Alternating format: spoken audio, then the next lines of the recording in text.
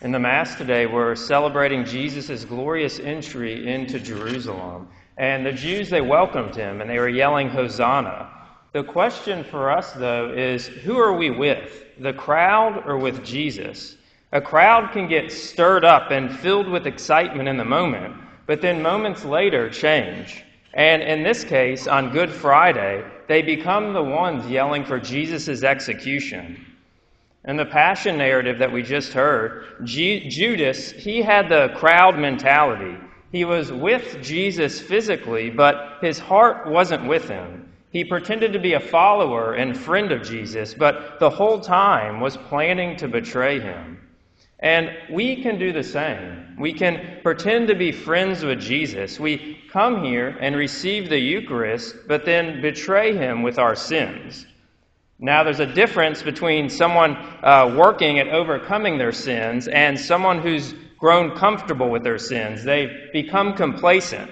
The first is a friend of Jesus. The second is numbered among the crowd.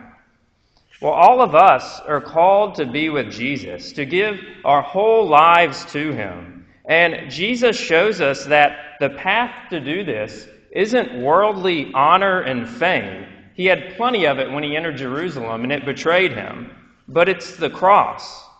In a book titled Lent and Easter with the Church Fathers, I read that the cross is the ladder by which man can be brought into heaven.